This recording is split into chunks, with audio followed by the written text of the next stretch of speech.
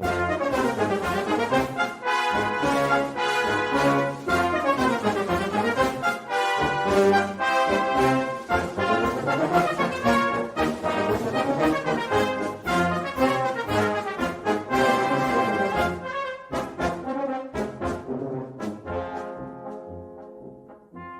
listening to Three's a Crowd, the North East Footy Podcast, with Rye for Borough, Steve for Newcastle United, and Ted for Sunderland.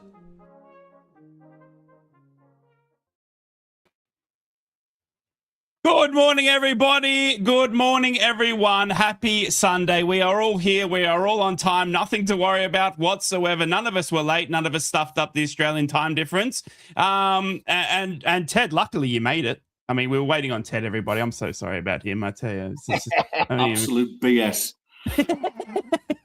Welcome to If Three's you're on a Crowd. time, you're already 15 minutes late, my dad used to say. It's true. That's a good point. It's a good point.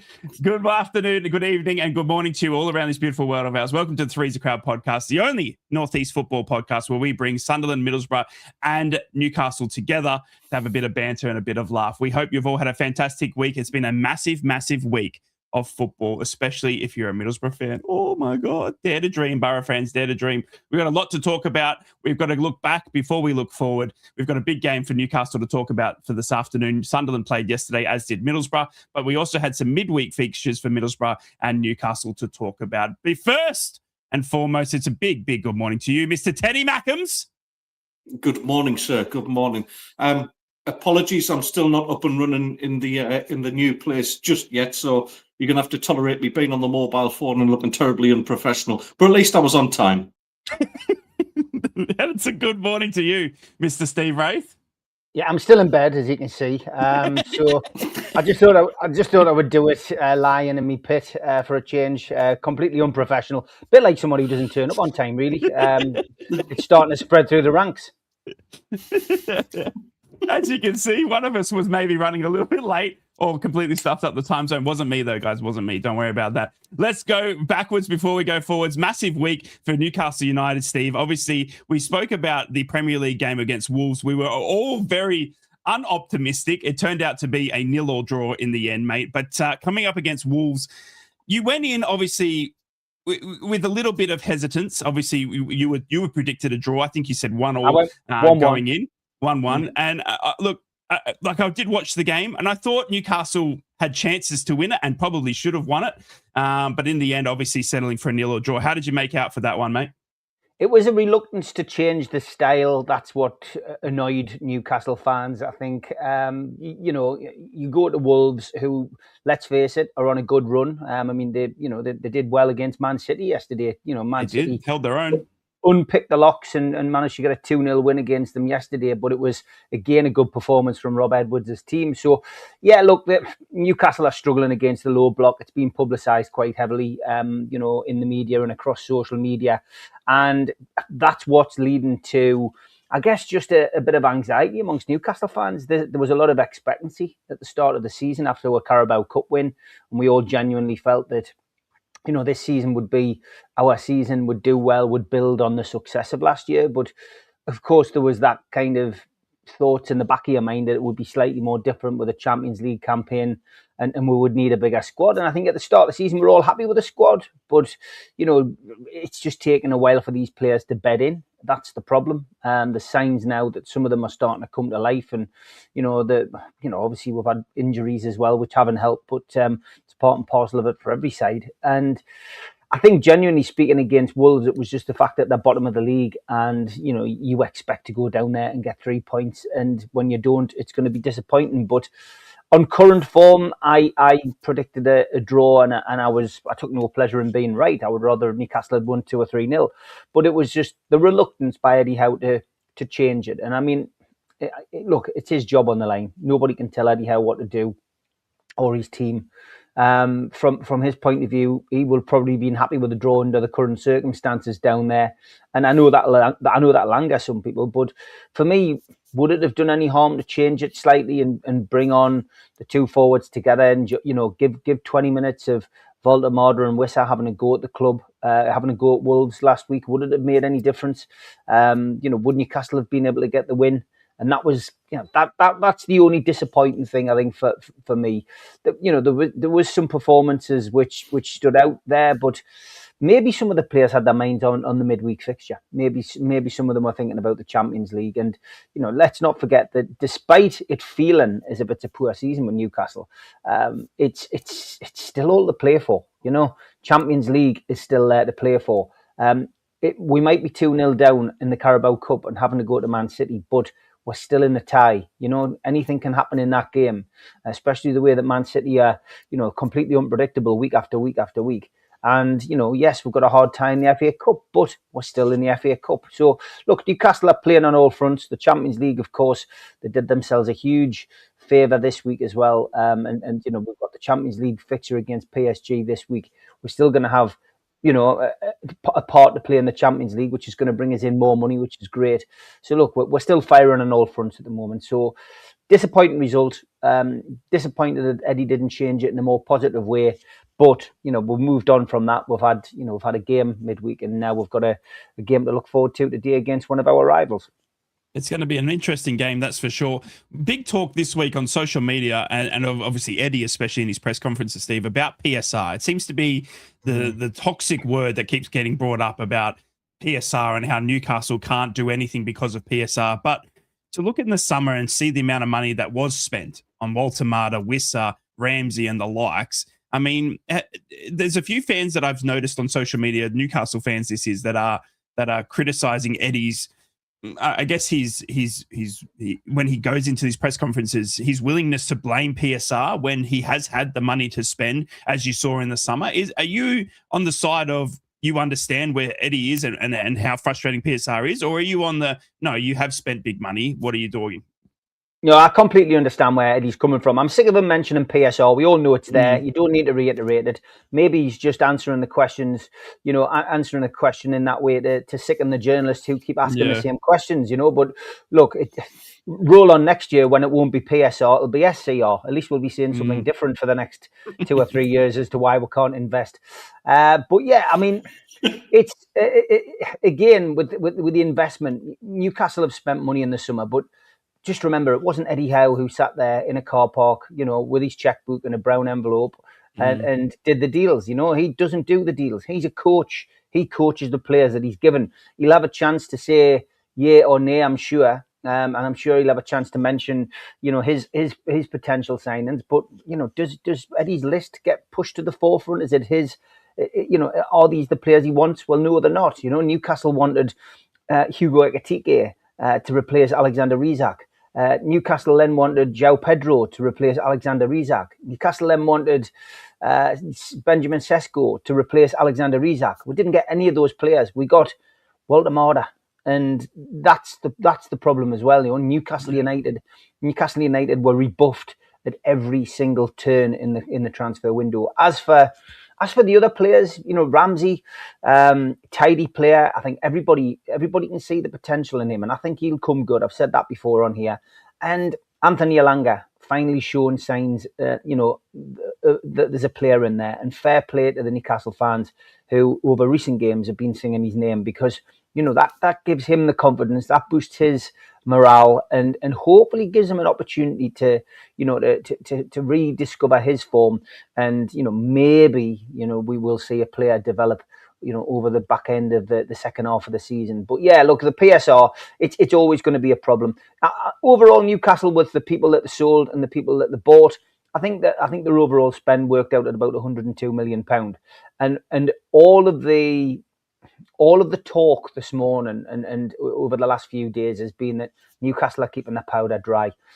They are still aware of the PSR issues, but they want to have a good summer. So the idea is, don't spend if we don't have to in this window, and that gives you a nice, in the words of Alan Oliver and John Gibson at the Evening Chronicle, it gives you a war chest for this summer. So let's hope that that's the case, and that's what Newcastle do. But yeah, interesting week. It started with a huge negative last weekend, finished on a positive during the week, and we want to finish on a high today as well.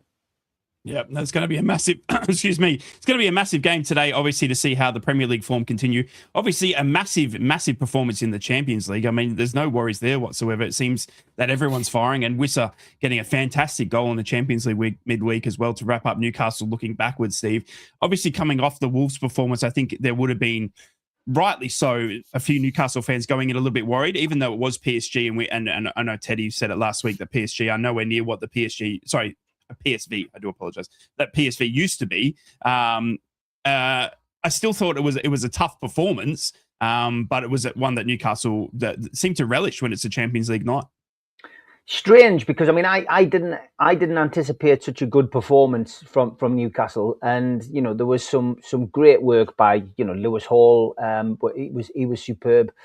Tonali was back to his snarling best at times and putting the effort in, and Wissa got man of the match. I really found that a strange. There was an assist, there was a goal in there.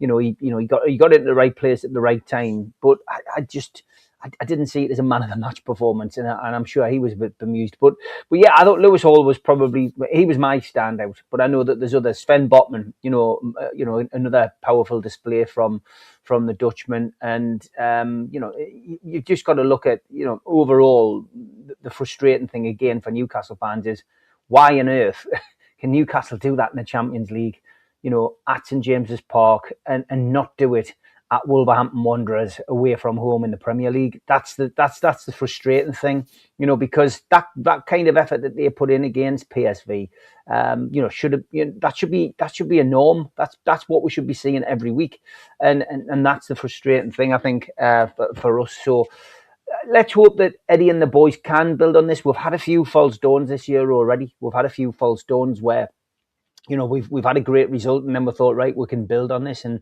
this will be the start of our run. But then it's been halted by a defeat or a draw against what we would consider a poorer team, a lesser opposition, a team struggling, and that's what we need to get right. We need to get the consistency right. So yeah, but a great result, great performance, great to see Newcastle now got this opportunity, at the worst to have a playoff game, a leg at home, a leg away, and an opportunity, yes, to make some more money, but hopefully to progress. And I know that sounds bonkers, but let's not forget, it's only a few years ago that Tottenham Hotspur, again, another team, perennial loser, really always the bridesmaid, never the bride until last season, of now, they got to the Champions League final and played Liverpool. So you're in this position where if the cards fall, I'm not saying you'll win it, but you've got that chance of getting into the quarter-final, getting into the semi-final, or even, dare I say it, getting into the final. And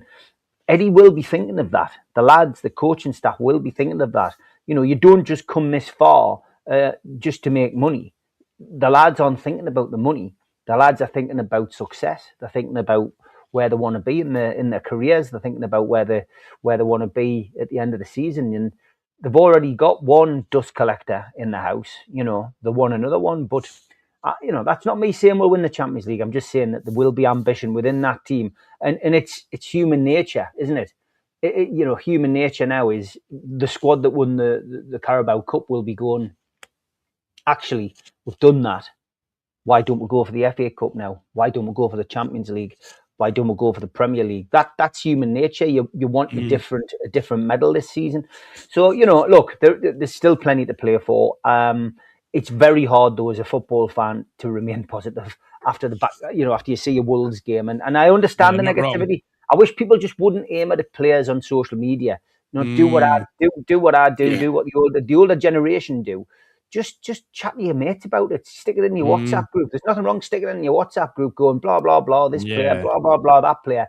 But don't go onto Twitter and have a pop at them and say, you were useless, blah, blah, blah. I called Borough fans out for that this week as well. It's wrong. Yeah. So don't do that. But anyway, listen, enough on me in Newcastle. It's been a busy week for Borough and Sunderland as well. So what about you, right? Thank you, Steve. Obviously, mate, it has been a massive week, and we've got a game to talk about for Newcastle fans coming up as well. It hasn't been a massive week for Middlesbrough fans, and a massive midweek performance as well. It's been 4 on the run now for Kim Hellberg's mighty Middlesbrough, who are bouncing in the Championship, looking to join their brethren in the Premier League. Honestly, lads, it has been something of a turnaround. We saw when Kim Hellberg first came in, we had a fantastic start, and everyone was that, that new manager bounce, and the negativity of Rob Edwards leaving, I think it emphasized that a bit as well. And I think there was a fair few players within the squad as well that were quite frustrated with the departure and stuff like that. And we had that new manager bounce, and then that sort of went away. And then we had some bad losses to Bristol City and to Hull after beating them 4-0 as well. So it was a big sort of turnaround of events. And then again, he's managed to bring it back, and it's been fantastic. And we saw yesterday blowing away Preston 4-0, but also a massive, massive midweek game against Stoke, where you don't travel to Stoke on a Wednesday night and get too much from that ground. I tell you what, and it was cold, it was wet, it was yuck. And the game and the football, it was equally the same. Sorba Thomas, Stokes winner, saying that Middlesbrough just play for the sake of playing.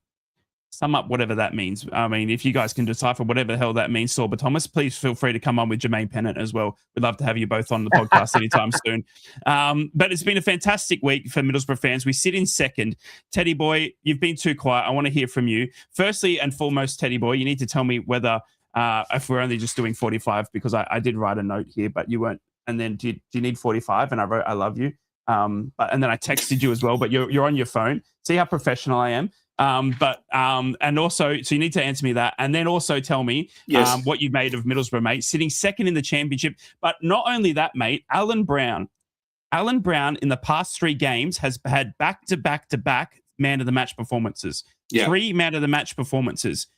So Middlesbrough fans are saying he's playing that good, and now with Xhaka's injury, is there a chance? Tell Middlesbrough fans right now, 1, that Alan Brown won't be recalled. 2, that you need 45 or an hour, whatever you want to give them. And 3, how Middlesbrough is faring. 45 is great for me, thank you. Yeah, really professional. We'll edit that out once it goes onto YouTube. Done. Rest assured, Middlesbrough fans, I don't think Alan Brown's going to get recalled. For the simple fact that very, very, very good championship player. And we knew that when we got him from Preston. He was their skipper for a long time. He was part of the more experienced clique of players that we had in the Championship last season as well. But he's just not going to make the grade as a Premier League player. The same as Dan Neil won't either, who looks like, to all intents and purposes, he's off. Funnily enough, wouldn't be a bad one for Middlesbrough to try and get in. Yeah, not wrong. But there we go. Alan Brown off the Rangers, I believe, Dan Neil. Sorry? Off the Rangers, sorry to interrupt, I believe, Dan Neil. There's a couple of rumours. Cause yesterday, somebody was saying that West Ham are taking a look, and that baffles me a little bit, that one. Like, not wrong. Yeah. I don't think Dan. In fact, Dan Neil didn't even travel with the squad yesterday, so it's it's looking like he's off somewhere. But there's rumours of Germany and all sorts. But yeah, back to Borough, back to Alan Brown. He'll be he's somebody who I think you should definitely look to get in permanently. Certainly from the point of view that he will help that side, generate points in the Championship without a shadow of a doubt. He's bagged a few goals for you now, I think, hasn't he, as well? Yeah, he's not just putting in decent midfield performances, mate, he's filling in a right back. Mm-hmm. Mate, he's doing really well, and I'm happy for him. He's everywhere, and he's fantastic. And he obviously played Preston North End, where you took him from after he had 200-odd appearances for Preston North End, whose fans were absolutely all over him, by the way, and slating him for leaving still. And there's still some bitterness there on the way he left and stuff like that. But mate, honestly, I cannot tell you how important it has been from both of your clubs. One in Matt Target, but Alan Brown as well. Both mature age recruits on loan, one from Sunderland, one from Newcastle. I can't believe it. And they've honestly carried us. Matt Target yesterday had a fantastic ball off his left foot that landed on Alan Brown's big right toe, smacked it in the back of the net. I mean, it's from Newcastle to Sunderland. And I can't thank you enough. Next year, right, we'll probably need Wissa, Xhaka as well, if you could sort that out for us next year when we come up to the Premier League. But at the moment, Alan Brown and Matt Target have been fantastic, Teddy. And as I said, Alan Brown, 3 man of matches in the row. It's good to know that, honestly, that Sunderland don't think they won't be recalling. Let's talk about Sunderland while we got you as well, because they had a bad performance yesterday against West Ham, sadly. We were talking about it. There was some crowd some crowd issues as well with Xhaka, and you cleared it up for me as well. We saw a lot on social media as well, getting around at Xhaka, and it seemed to be mostly the West Ham fans. But a bad performance yesterday against West Ham. But is it a bad performance, Ted, when I think honestly, and it's crazy to say, but I think West Ham are on a bit of a resurgence here. They've made 2 massive signings. They're clearing a bit of deadwood. They're looking to recruit heavily in January. They're not happy with where they are. I think we've always sort of agreed that West Ham being in the bottom 3 probably wasn't whereabouts that we would have predicted them to be at all this season. But a tough game yesterday ending in 3-1, mate. How did you see that one? Yeah, obviously the biggest shock of the day was finding out that Xhaka is going to be out for looks like 2 weeks, that he's going to miss. Apparently, he was carrying a knock prior to that, that was then exacerbated in last week's game against Palace. Yeah, Palace. Palace. So yeah, it's that was a bit of a blow. But what we can't do is start and rely on one player and be a one-man team. That's the worst possible situation. Regis Lebris made a judgment call. He played Trey Hume in midfield, which is something he's kind of done as a byproduct of his game, because as a fullback he plays this modern fullback role where he tucks into midfield. He was also given the captain's armband yesterday, and I just think it was the wrong call. And I think at halftime Regis Lebris realised that. I'll come back to that. Hume was all over me. He had an absolute disaster of a 45 minutes. Great lad, and he doesn't deserve some of the stick he's getting on social media. I find it actually pretty disgusting, some of the flack he's getting, because the same idiots who were given a keyboard warrior will be cheering on when he puts in a massive tackle next week, and he will. He'll bounce back from it. I just think it looked like, and both you lads have seen this in the past with certain players, the captain's armband is too heavy for some people. And I honestly think being asked to play in a midfield role, which an official midfield role, and wear the captain's armband, I just think it looked too much for him.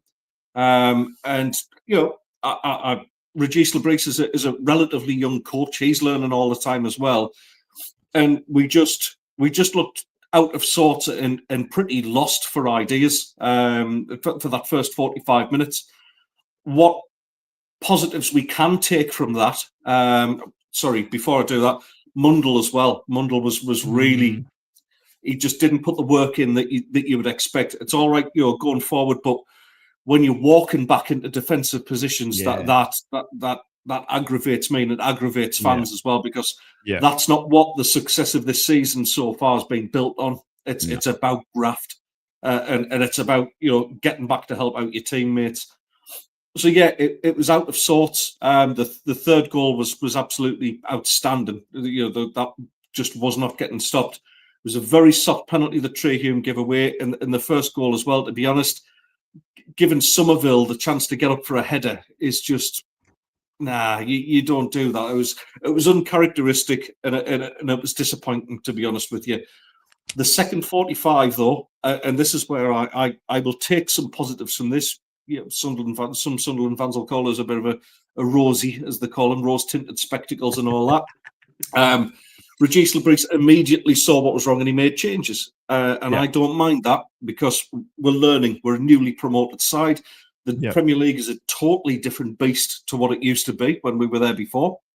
So, he made the changes. He took Hume off. He took Mundle off, and he took Reinildo off as well, who was very lucky to be on the pitch, by the way. For me, absolutely 2 yellows, and he should have been off. He was one very, very lucky boy. And he's got that in him down, just to be a little bit reckless. Because I was going to say he has. We have seen this already from Ronaldo during the first half of the season. But I watched the highlights, obviously, just to make sure that I'm all over it. And I thought he was very lucky, even to remain on that pitch. Very, very lucky. I totally agree. Absolutely agree. All you can ask of the team, 3-0 down at half time, the game is pretty much done. As much as I was in our little admin page on the Facebook page that we've got among the fans, I was kind of going, "Yous are all being, a bunch of negative so and so's." It's 16 minutes and we're 1-0 down, 2-0 down, 3-0 down. You're going, "Ah, it's over with. This is damage limitation now." all you can expect from that team is to go out and try and win the second half. Yeah. And we did. And there was signs there. Some people saying Diarra should have started. Yeah, you could probably make a claim of that, but you've got to bear in mind, he hasn't played a lot of football for us. No. By the time he got back from injury after about 3 games into the season, he was off to AFCON.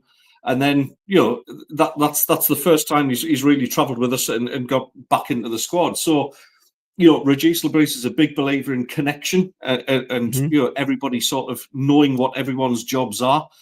So I think we will see Diarra back in midfield in replace of Xhaka. I thought he looked very lively. He was instrumental in getting the goal back. Brobby, if we get crosses like that into Brobby, he's going to get us a lot more goals. Yeah. Like I say, it disappointing. I mean, it was. I know lads who travel home and away, and Adam, who's probably watching right now, was kind of like, yeah, look, it was very, very disappointing, but we're going to get that. It's the biggest and best league in the world, and anybody can beat everyone. You're right in what you're saying. West Ham's shown a bit of a resurgence, and they've got the playing staff to do that. They've got the coach to do that as well. More importantly, Nuno's a tremendous coach. He really is. He's top draw. They've got very good players. Jared Bowen, I thought, was excellent. All right, we had an off day, but he was on form. I thought he was great. I thought Somerville looked very lively for them as well. So they've got the playing staff to get out of the position they're in without a shadow of doubt. I hope they don't, because of their scumbag fans. They are, that whole thing that happened on the touchline yesterday was some distasteful stuff aimed towards Mukiele. I'm sure it'll probably come out anyway. I'm not going to say too much more about it because, to be honest, they're not worth the breath. Xhaka was protecting his teammate, and that's all it is. You've got some absolute wazzock of a West Ham fan giving it the old 5-knuckle shuffle signs while holding on to his young kid. You just think, mate, the scumbags. They're a scumbag club full of scumbag fans, and I hope they get relegated. Well, that's it for West Ham fans watching the podcast. If you want to tune in at all or come at me, Ted's address, send me a message. Ted, quick question before we get to Troll of the Week, mate. One from David who said, Ted, a few Sky stories are now starting to come out about first-team players. Obviously, lads, we're heading into the last week of January, the last time that teams can add or remove any players, and they're going to have to name their final squad for the final push to the season. But it is a good one from David who's asked, if there's a few first-team players at Sunderland being targets for others, do you expect to lose any this week? I think Isidore will move. I really do. But I think that's only if we have a replacement. What we need is, I think we need, ideally, a couple of wide players and a striker. Dan Neil will obviously move. I think Anthony Patterson will go as well. That's looking pretty likely. Mundell after yesterday? Sorry? Mundell as well, after yesterday? No. That was an off day for Mundell. I think he'll get a kick up the backside, which he needs. Bearing in mind, we've got Adingra, we've now got Talby back as well from AFCON. That's what I was going to say. Because I just don't think Mundell's... Because you've got Talby, you've also got, obviously, Adingra. I mean, I feel like Mundell isn't anywhere near the first-team choice when you're all fit. He's got the potential, and that's what's on his side. And there's definitely something about him that can play in the Premier League. I massively believe that. He's a better player than Jack Clark. I really do, genuinely. Wow. But give him time. He needs to kick up the backside after yesterday. That was a bit lazy from him, if I'm being perfectly honest. Or it looked lazy. Maybe it wasn't. I'm not a professional footballer. I don't know. Maybe the lad's just not having a good day. So yeah, I think the biggest one will be probably Isidore. Apparently Paris FC putting something in the region of €20 million deal together. Oh wow, there you go. Well, which one to watch there. Like 17 million clear profit. Just on the Sunderland game, to be honest, with Somerville as well, the West Ham fans have been pretty disenchanted with him, but you can never say goodbye to talent. And I thought the small town boy did very, very well. Yeah, no, Yeah. Somerville played one of A Jimmy Somerville reference. I love this that. guy. Oh, there was three. It's- There was three, Ted. There was three. Listen back to it. He's gotten Excellent. 3 in. He's gotten 3 in. Well, it's going to be a massive week to see Hats what off to you, happens with Mr. Wraith. Sunderland in the transfer window. Middlesbrough fans, some names being linked. Obviously, we've got the Sarmiento line deal coming across the line from Brighton. That's going to be a $5 million deal. That'll be done very soon. We're waiting for Sarmiento to have his medical. Another one that I can reveal to you today, and Ted's going to like this one, is Tommy Watson on loan from Brighton. Now, Tommy Watson obviously had a fantastic season with Sunderland last year in the Championship. Then he obviously moved to Brighton in the summer. Hasn't had any first-team chances as much as he probably would have liked, only 19 years old, but did fire the winning goal to get Sunderland into the Premier League and is now looking for a loan back down to the Championship, we believe, and we believe Middlesbrough are highly interested in that one. So watch this space for Tommy Watson. Steve, before we get to Troll of the Week, mate, Newcastle transfers, massive week. We've heard PSR. Eddie Howe doesn't like the word, any other word but PSR. Are Newcastle going to do anything this week, Steve? Hot off the press, mate. Reveal it to the fans that are sitting there saying, bring me Messi. No. Oh my gosh. Newcastle to stay exactly the same, right here from the rose-tinted man in Steve Wraith. I tell you, it's going to be an interesting week for Middlesbrough because obviously sitting in second as well is the time to strike. We saw Sunderland last season strike with Enzo Laffi. What a stout signing that turned out to be. Middlesbrough can really make a massive week. There are some outgoings. We do look like Severe Nipan, who is on loan from Man City. He might return due to limited first-team chances. We know Delano Bergzorg's going to be sticking around now, Borough fans. But we also look for the likes of Mackay Hamilton and some other youngsters fringe players that might have to be moved out to make room for the likes of Tommy Watson and potentially Sarmiento, two wingers as well, which Kim Hellberg has identified we just don't have. We've never played with wingers under Carrick for the 3 years, and even before that under Chris Wilder, we just didn't have any wingers. That never really were a team that played with wingers, and now Kim Hellberg wants to have that in his side. So look for that this week in a massive transfer week, and especially Sunderland as well. I do think there's going to be a lot of movement for Sunderland as well. But let's sit back, let's relax, let's take our hats off, and let's have a bit of a laugh because it's time for Troll of the Week.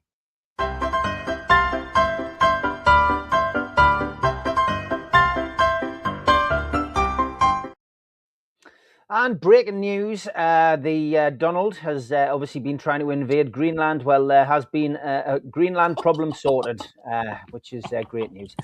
And it is getting quite cold in the northeast, chaps. And this is how cold it is outside currently.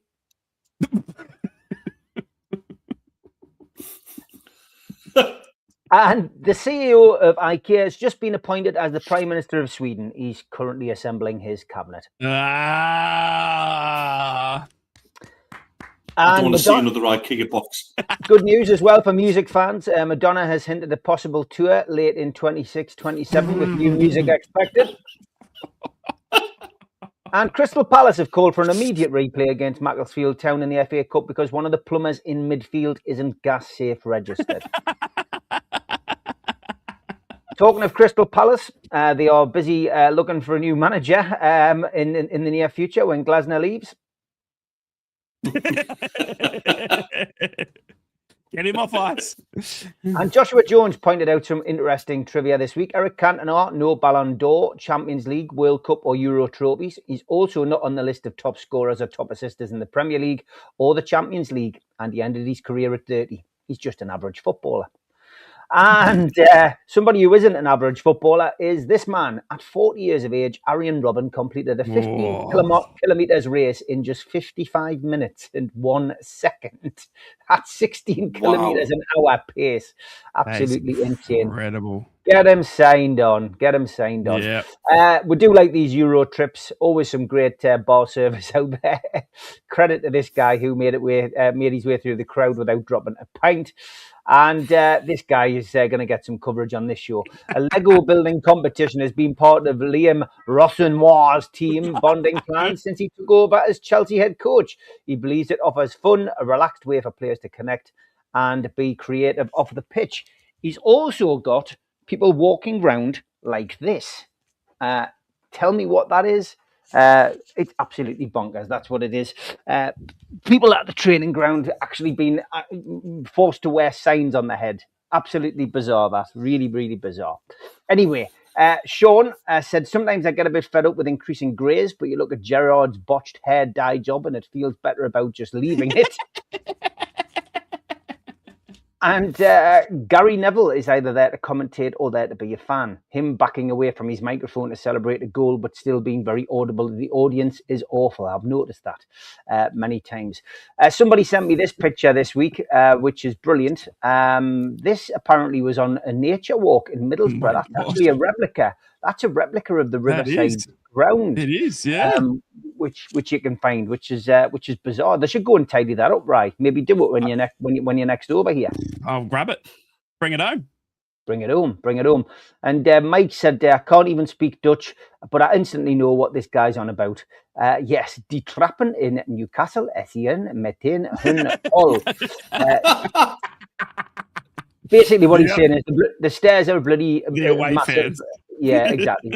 And for those of you who don't know what he's talking about, here's the toilet in the away end at Newcastle.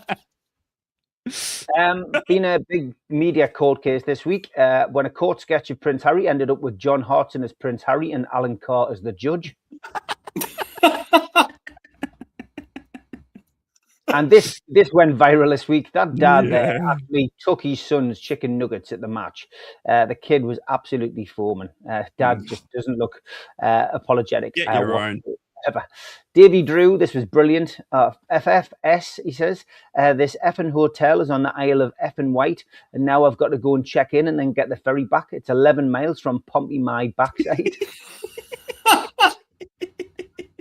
And the offside rule explained to women.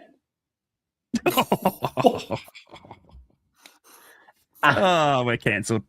Manchester United still making the news, lads. Another rat caught at the Manchester derby. Oh my Unbelievable. God. It needs to be closed down, that place. Thought Isaac was injured. I know. Tell me how we've got spent £56 million. Most of it's add-ons that only kick in if we're successful or hit milestones. And yes, as a fan of 36 years, it's a massive fairy tale. The money's big, but it's still a fairy tale compared to 5 years ago when we didn't have a pot to piss in. Yes, a fan of 36 years. Meanwhile, 3 years ago, been a United fan for 33 years, but I'd be lying if I said I wasn't more interested. Yeah, I love it when people get caught out. Absolutely brilliant. And what's the difference between Bonnie Blue and Wolf season? Tony replied, one is absolutely disgusting, an embarrassment to the nation with zero morals or identity, allowing thousands of men weekly to queue up for hours to enter a soulless hole in the hopes of getting themselves some praise and attention. The other is Bonnie Blue. And in a small world full of negativity, lads, it's great to see this woman who didn't have any money for the bus come to an agreement with the bus driver by simply helping him to tie his shoelaces for a free ride. Fair play. I honestly don't get enough of that these days. No. The hero of the week, which is a late entry, lads, is a guy called Farai Halam. And well done to you, mate. You're a hero of the week because this guy overturned a decision by VAR. And after the VAR review, he retained the on-field decision of no penalty to Man City because the ball hits the arm of the Wolves player, which is a natural position. So the on-field decision will remain. Well done, that man. It was quality. crazy. We need more refereeing like that. And just a special mention to those who refereed them and were linesmen at the Champions League game.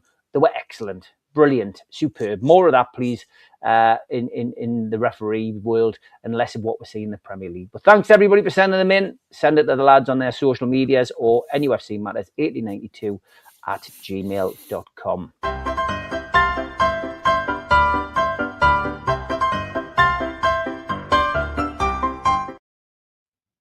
Ted, I've taken a leaf out of Liam Rosenoir's his training strategy where they stick things on their head. So I'm going to do the rest of the show with something stuck on my head just to help the fans get along. For those that can't read, it says Ted Smells. This is thank you to Liam Rosenoir or Rosewater for those playing at home. Welcome back to Three's a Crowd podcast, the only podcast in the Northeast where we bring Newcastle, Sunderland and Middlesbrough fans together, have a bit of banter and have a bit of laugh. We have got a massive game to talk about. It's back onto Newcastle taking on Aston Villa. This is going to be massive. Don't beat around any bushes today, Steve. All right. I know you love a good bush. Now, I want you to know I want to know, right, today, why Newcastle are going to get up against Aston Villa, mate, because obviously Sunderland dropped points yesterday. We saw the chance again to extend the gap, which everyone was talking about in the chat. But we also want to talk about, obviously, Newcastle's form in the Champions League, coming back to the Premier League, and why they can carry that form into the Premier League. Aston Villa obviously sitting in third. You've had a bit of a cheeky little, I don't know, spout with Aston Villa over the past couple of seasons. Aston Villa obviously doing very, very well under Unai Emery. It's going to be a very fantastic battle, but how do you personally see this one playing out? You weren't too optimistic against Wolves. Has the Champions League result given you any optimism for today against Aston Villa? It has, because it's 20 years since Aston Villa won at St James's Park, and this is a fixture traditionally which Newcastle win on a regular basis. It's away at Villa Park where we tend to struggle. So history is on our side, and that's the first thing. They are struggling with injuries in their midfield. They've lost some pretty key players. No Ross Barkley, no Boubacar Kamara, and no John McGinn. And also Alisson and Martinez also rated doubtful. So this is a good chance to play Villa. It's a good time to play Villa. And Newcastle's walking wounded have started to return, albeit very slowly. Tino Livramento and Fabian Schär still out, along with Emil Kraft and Jamal Lascelles. Jacob Murphy, William Asula and Dan Burn are all close to return. Dan Burn's probably more likely to be on the bench today, with Murphy and Asula maybe not making it until the Champions League game. But it's, it's starting to look a little bit brighter for Newcastle on the injury front. Joe Linton's back to his best form over the last couple of weeks. Brilliant against PSV midweek as well. Probably up there with Lewis Hall as man of the match. And he'd be looking to make his 250th competitive appearance for Newcastle United today as well. Also, 1 day rest extra. I mean, I always laugh when we go on about these kind of things. But, Newcastle did play Wednesday. Aston Villa, of course, played Thursday. They had a hell of a result. They beat Fenerbahce 1-0 in Turkey. Never easy to go to Turkey against any team and get a result, but they did. And after that game, they had a little bit of transfer business following the completion of a loan exit to Roma for striker Daniel Malin. Unai Emery recalled the winger Leon Bailey, so he is in the squad for today's game. The referees often play a big part in these games for us. We've had some horrendous officials this season, and it's the best a man can get again. Jared Gillette, the Aussie. Yes, he's back. Last time he was at St James's Park, we lost 2-1 to Arsenal. So but he's not bad. He's not a bad referee for us. He's not a bad referee. VAR is John Brooks. But yeah, look, I'm more confident about this game. It was because of Wolves' upturn in form that I predicted a draw last week, and because Newcastle's away form has been poor. Our home form has been excellent. And with the exception of the Man City Carabao Cup game, we've got an unblemished record in the Premier League. So I would expect that to continue today, especially with Aston Villa having problems with their midfield and Newcastle's midfield being on fire at the moment, certainly in the Champions League. They do have to take that into the Premier League, but I am fancying Newcastle for 3 points today to extend their the gap which is starting to develop now between that top, middle, and bottom.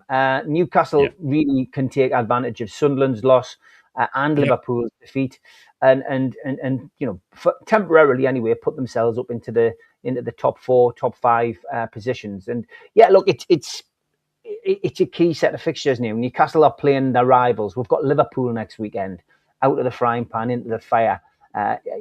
PSG before that, of course, on Wednesday. But we're looking at these games, and Eddie will be taking them and treating them each as cup finals. So we've got to win our home games. That's what's going to keep us in and around those European places. But I am going for a Newcastle United win on this occasion. I'm going to go for a 2-0 win today. You're going to be very interesting. Teddy boy, Newcastle taking on Aston Villa. Eddie Howe, Newcastle boss, said that football is played on the pitch, not with the money, when he was asked if the Premier League no longer feels like a closed shop, if the teams with the bigger wages will always win. Interesting comments going into this one. Newcastle taking on Aston Villa, mate. Yeah, I mean, he's right to say it, but it's almost pointing at the obvious, really, isn't it? Listen, it's been a season where, like we said before, anyone can beat anyone. Villa's form the start of the season they had was absolutely abysmal. But here we are. We're talking about them being third in the Premier League. So it's amazing how things can quickly turn around. And Newcastle obviously sat in ninth, I believe, at this moment in time. Yeah, and as Steve's pointed out, a win today propels you up into fourth or fifth place. It's mad how quickly it turns around. To be honest, it's not going to be an easy game, even with the players missing. They've got some absolute quality in the ranks, and obviously the ex-Borough player Morgan Rogers is one of them that's really shone this season. I think he's evolved as a player. I think he looks bigger, stronger. I think he's got a good bit of skill about him. He's just turned into a really, really good player. So I think he could cause problems. They've got people. Leon Bailey, like Steve's mentioned, has come back in from his loan spell. He's got absolute pace to burn, so he could cause your defence a few problems as well. That being said, Newcastle's form, and I watched the game against PSV. I was never in any doubt. And as much as the left-sided centre-back for PSV did absolutely everything he could to hand everything on a plate, Newcastle in that game, Newcastle did look really good. I thought Anthony Gordon had a bit more about him than what he's shown so far this season. He looked a bit more like his old self. Botman as well, I thought was in good form. Handled most things. Joe Linton, like Steve said as well, I thought was a real handful. He's one of those midfield players that you just don't like coming up against because he's a big lad. He's got something about him. Obviously, his passing's very, very good. But he's just nasty, and you need that. And I think certainly at home to make that place a fortress, like what we've done in the Premier League as well, you've just got to have that bit of bite. And I think that's where Newcastle probably edge Villa out today. I think Villa will get on the score sheet, mind you. I quite fancy Morgan Rogers to get one there. I just see Newcastle edging this one out 2-1. Yeah, I'm going to go 3-1 to Newcastle. I just think at home they're just very impressive. And I think coming off that massive Champions League victory as well, I think they're just going to be buoyed a bit. And I think they can really stick one to the top half of the Premier League today and just shake things up as in classic Newcastle form. We have got one more game to talk about. I am mindful of time. I do apologise, Ted. And we do apologise. We have got Ted coming back in a couple more weeks where he'll be settled in and we'll be back to 1 hour shows. But we are trying to wrap them up very quickly these coming weeks, just so we can look after our Teddy Mackems. But we do have to quickly talk about PSG Newcastle because that's the last game for our three Northeast clubs into January. Newcastle will play PSG on Wednesday night. It's going to be Thursday morning my time. And then Middlesbrough and Sunderland won't face off until the 1st of Feb. Can't believe it. The January month is done, lads. We can't believe it. No more football for Sunderland or Middlesbrough, but Newcastle will have today and obviously a midweek game. PSG away, Steve. I do believe you're heading to that one. Is that correct? No, I'm not going to that one, mate. No, you're not going? Okay, sorry. I do thought you were going to that one. How do you see that one going, mate? PSG, obviously, powerhouses in the Champions League market. It's going to be a fantastic affair. I'm really excited to watch this one. I just honestly want to see Newcastle really battle it out with the likes of PSG.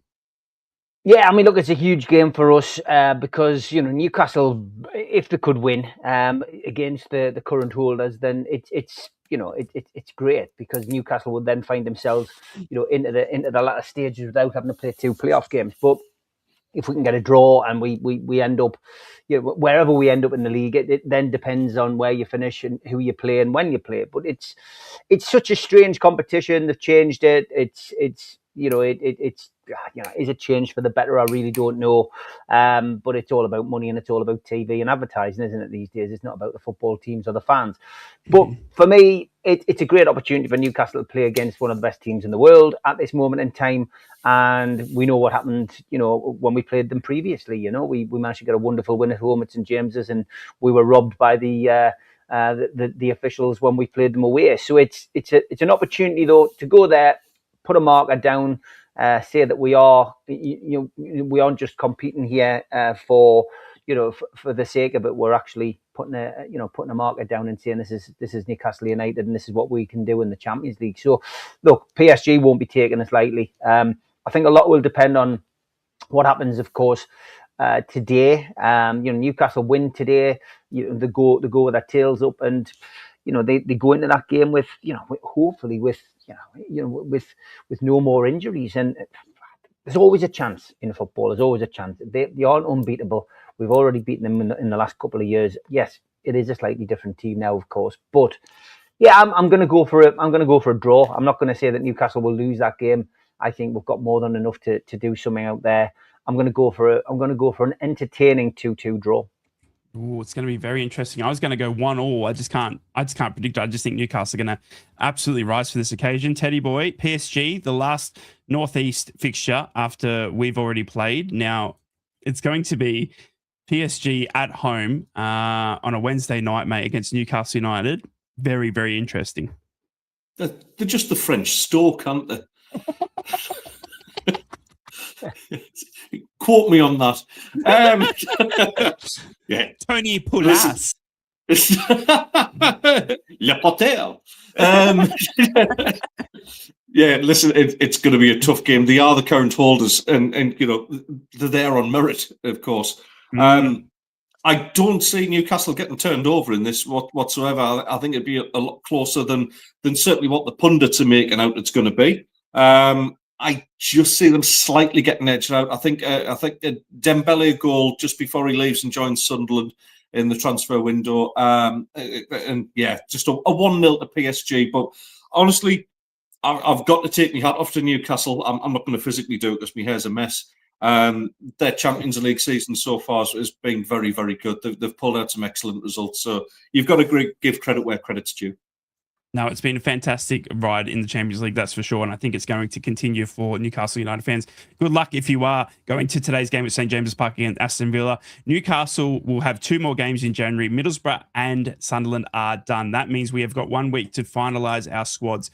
Middlesbrough fans, I know we haven't spoken a lot about Middlesbrough. We have tried to wrap things up quite quickly, but it's been a massive, massive performance under Kim Hellberg. We're sitting second. Ipswich lost yesterday against Sheffield United, which absolutely clears us of 5 points in second position. We are 3 points better off than the Leeds United team that were here last year, and they obviously won the league with Burnley. Now, it's going to be an excellent, excellent run if we can continue that home form. We've got a couple more home games before we go back to away. No cups, no nothing to worry about. It's just league fixtures. This week is going to be massive. I do believe you're going to see Jeremy Sarmiento in, definitely, and I think you will see 2 to 3 outgoings. Teddy boy, you think if you could predict 1 player out, 1 player in for Sunderland? I think we'll see Isidore out. Do you know what? The way our recruitment team works, we've seen plenty of rumours, but it will be just a complete surprise who we bring in. I cannot predict who we'll bring in at all, mate. Crazy, isn't it? Yeah, it's. I've got full faith in them, which is, considering when we first started doing this together, lads, and how much little time I had for Christian Speakman at the time, and Michael Beale. I got it wrong. Full trust in whoever we bring in. It's going to be an interesting week. Steve, do you see any outgoings? I know you've said no incomings for Newcastle. Do you see any Newcastle United players leaving this week? We've had a few fringe players go. I think if you're talking about people who would be considered still first team candidates, I think Jamal Lascelles is one to watch, maybe as a departure, and it doesn't look like he's going to get any action at all this season. And, maybe, if incomings, I just don't see it. I think Eddie's already nailed that flag to the mast. To the mast. I don't think there's anybody going to come in. If there is, it'll be a young player, a development player. But it would be very surprising if that happened. I think Tino Livramento's injury is it's not as serious as it could have been, and Fabian Shaw's, due to return in April. I think had they been season-ending injuries, and I think we might have seen Newcastle move. But yeah, I don't see it. Is there a question mark over Will Asula? He nearly left in January. He nearly left in the summer. Could he leave in the January window? I think Eddie will be keen to keep a hold of him because we've got a busy fixture schedule this season. So I think he'd want to keep him. But yeah, Will Asula, would Newcastle get tempted to sell him? That possible as well. But I think Jamal Lascelles is the only one who I could see going out. It's going to be an interesting week. Obviously, Newcastle 2 games. Good luck to you all there. Sunderland, Middlesbrough, take a breather. The January window will close before we play our next game. We will have our finally set squads to bring this season home. Newcastle will be playing a Champions League game against PSG on Wednesday. Sunderland are sitting in 10th. Can they finalise a massive, massive push in this Premier League season with a good January end to their window? The likes of Xhaka, is their summer rebuild pretty much done all their work for them, leaving them pretty happy where they are? Middlesbrough fans, we're in second. We are daring to dream under Kim Hellberg. We have got nothing to lose and everything to play for this run home. If we can add a couple more astute signings, we can join these two big boys in the Premier League next season. And what a show it's going to be right here with 3 Northeast teams potentially in the Premier League next season. Sunderland, Newcastle, Middlesbrough fans, we love each and every one of you. Thank you so much for joining us. Thank you so much for tuning in. Make sure you check out at Ted the Mackham, at NUFC Matters, or at Invictus for your respective clubs' thoughts and wishes. And make sure, West Ham fans, if you want Ted's address, just DM me and I'll send it to you straight away. He's just moved as well. So I have to update you on that one. Take care, everyone. Be kind to another one. Good luck to Newcastle fans at St. James's Park this afternoon against Aston Villa. We'll be watching that one. We'll be back next week for another Three's a Crowd. Make sure you like, comment, and subscribe. Let us know what you think of the show, and we will see you all next time right here on Three's a Crowd. Three's a Crowd podcast will return. That's not a threat. It's a promise.